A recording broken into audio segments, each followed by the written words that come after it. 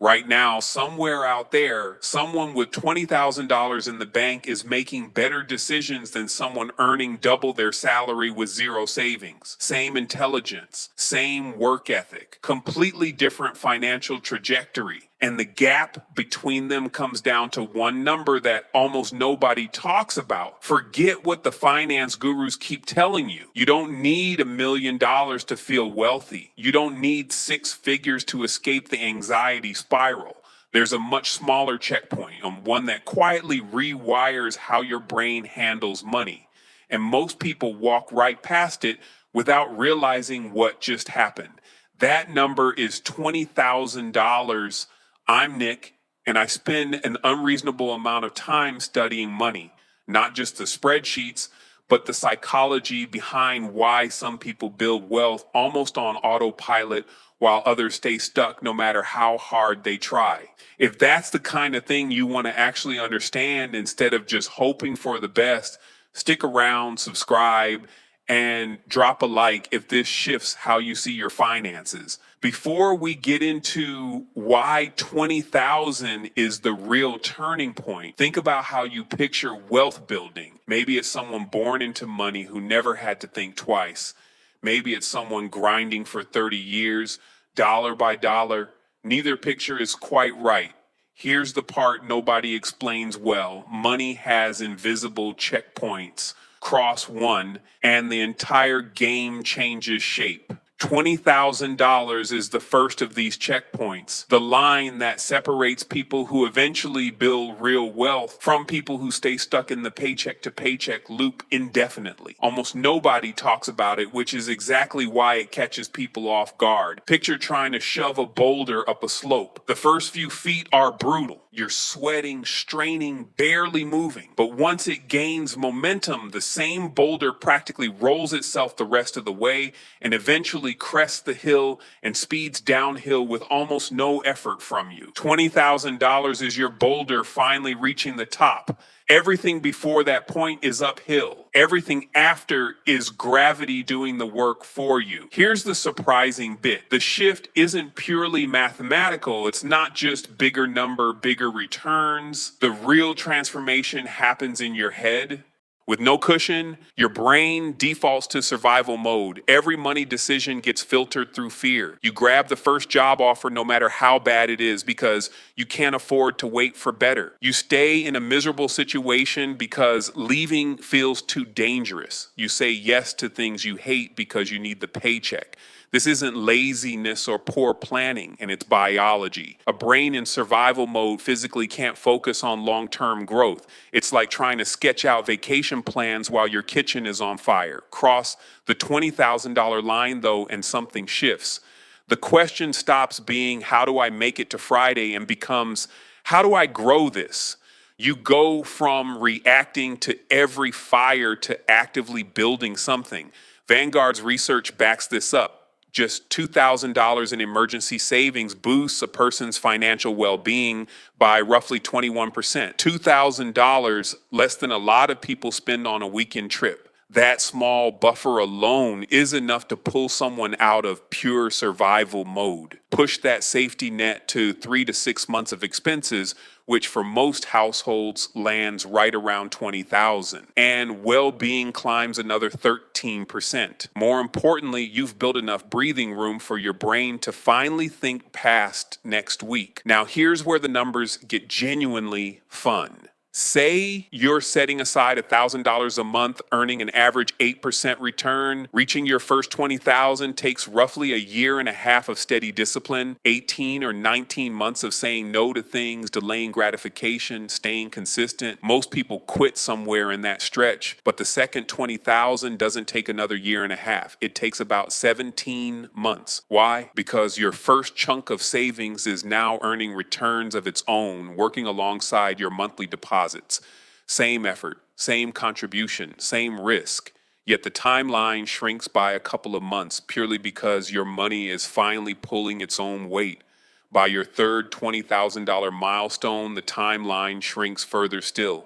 Keep going, and by the time your portfolio hits 400,000, you're generating another 20,000 in as little as 5 months. The same amount that once took nearly 2 years, now arriving almost automatically. That first milestone is brutal. Everyone after it gets progressively easier. You might assume the ultra wealthy have access to some hidden investment world closed off to everyone else. At the very top tier, sure, there's some truth to that, but that's not what's driving this particular threshold. This is just arithmetic working in your favor. Grow $1,000 by 10% and you've made $100. Apply that same 10% to $10,000 and you've made $1,000. Same percentage, same risk, same time period, wildly different outcome. That's why 20,000 feels like a turning point. Below it, gains feel almost like rounding errors. A 10% return on $2,000 is $200. Fine, but not exactly thrilling. A 10% return on 20,000 is $2,000. Now that's real money. Park 20,000 in something earning 8% annually, and that's $1,600 landing in your account over a year without lifting a finger. Money your money earned, not money you clocked in for. None of this requires a fancier strategy than what someone with $1,000 can access. Same index funds, same brokerage accounts, same basic principles. Scale is the only difference. And scale is what turns small percentage gains into money that actually moves the needle. Here's the part almost nobody mentions, and it might matter more than everything above. Saving $20,000 from nothing isn't really about the money. It's proof you've built the single most valuable financial skill there is. Self-control under pressure. Unless you're earning serious money or living rent-free with family, hitting that number demands real discipline. Tracking every dollar, turning down things you wanted, resisting the pull to blow your savings the moment something shiny shows up, doing all of that for months, sometimes years, without quitting. And once you've done it, you've proven something to yourself. You can control money instead of it controlling you. That's not just a financial skill. It's a character trait, and it colors every decision from here forward. A $4 coffee used to trigger a mental debate. Now it barely registers because you already know your priorities are in order and the big sacrifices are handled. There's a second shift too, one that rarely gets discussed. You start noticing opportunities instead of just threats. Living paycheck to paycheck, every surprise expense feels like a catastrophe. A car repair, a dead laptop, a rent hike. With 20,000 behind you, those same events become minor annoyances. Car needs work, fine. Laptop dies, time for an upgrade. Rent goes up. Maybe it's finally time to negotiate a raise or move somewhere better. You'll also start noticing chances that were always there but you couldn't act on. A friend pitches you on investing in their business and instead of nodding politely and moving on,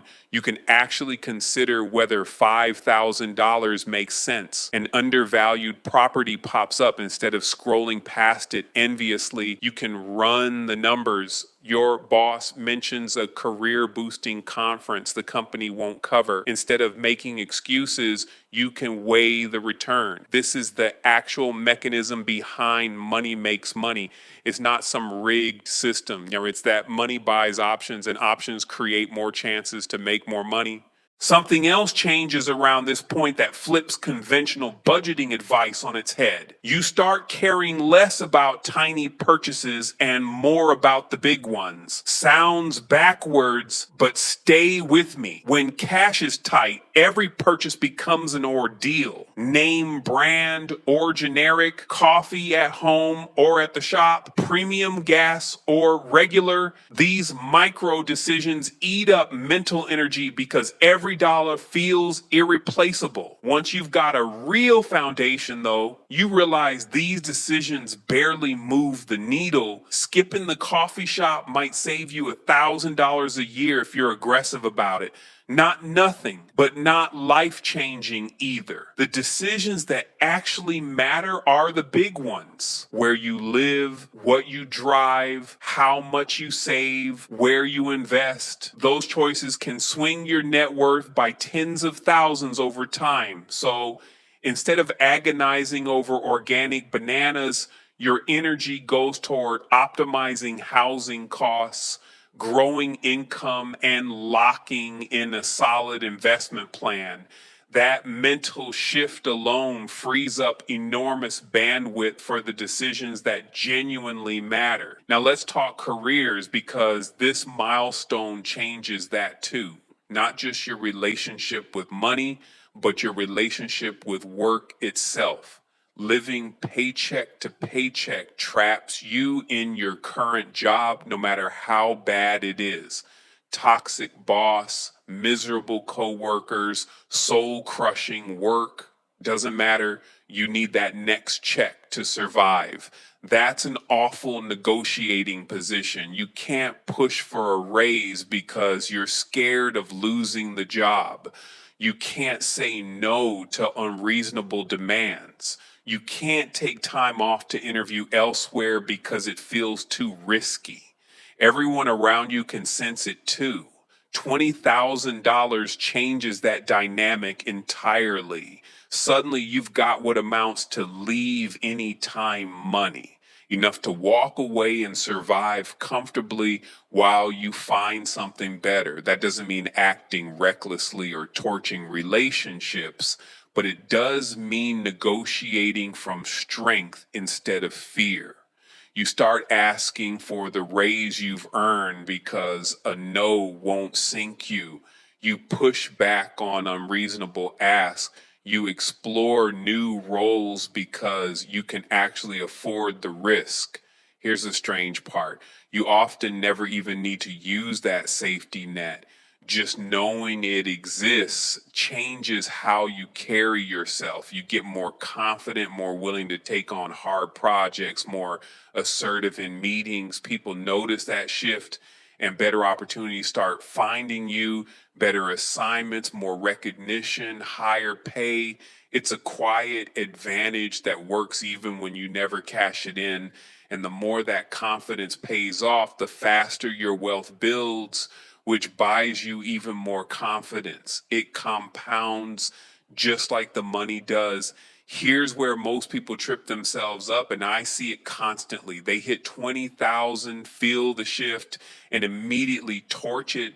A new car to celebrate the discipline, a lavish trip because I've earned it.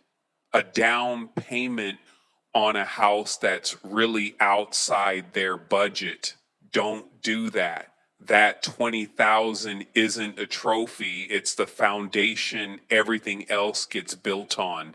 It's the seed for real, lasting wealth if you're patient enough to let it keep growing instead of cashing it in early. And here's a fact that'll either make you laugh or wince depending on where you stand. Most people spend more on cars over a lifetime than it would take to reach total financial independence. Between payments, insurance, upkeep, and gas, the average person burns through $600 to $800 a month on transportation. Stretch that across 40 years and you're easily past $400,000 just to get around, while the same people insist they can't afford to save for retirement. It's the equivalent of paying for a gym membership you never use while claiming you can't afford groceries. Worse still, a brand new car loses roughly a fifth of its value the moment it leaves the lot. You're not just spending, you're actively torching wealth. Put that same money into a diversified portfolio instead, and rather than watching it evaporate, you watch it multiply. Look, cars are emotional purchases. Everyone wants something reliable that looks good and feels like success. Nothing wrong with that, as long as you understand the trade-off. That car payment might feel like wealth, but it's quietly keeping you from building any. Having 20,000 saved reframes every big purchase. Instead of asking, can I handle the monthly payment? You start asking, what does this actually cost me in lost opportunity. A $30,000 car isn't just $30,000. It's the 200,000 plus that same money could have grown into over 20 years in the market. Suddenly, a dependable used car doesn't feel like settling. It feels like a deliberate bet on your own future freedom. And here's the irony: the person driving the flashy new car is often stressed about money, while the one in the older paid off sedan is quietly building wealth and sleeping just fine. This lens applies to everything: housing, education, vacations, hobbies, not in a joyless, penny pinching way, but in a deliberate way that keeps your spending aligned with what you actually value. And once you start thinking this way, you might notice you didn't really want half the things you assume you did. That bigger apartment, nice, but is it worth pushing back financial freedom by 5 years? That expensive hobby, fun, sure, but there might be a cheaper way to get the same joy. This isn't about becoming miserly or joyless. It's about being intentional instead of letting money quietly slip away on things that don't actually matter to you. Once you understand compounding and have real goals, it gets a lot easier to separate "I want this" from "I actually want this." $20,000 won't make you rich by tomorrow, but it will completely change how you relate to money, risk, and opportunity. It's the line between surviving your finances and actually designing them. Start building toward it today, and future you is counting on the choice you make right now, and they'll be grateful you made it.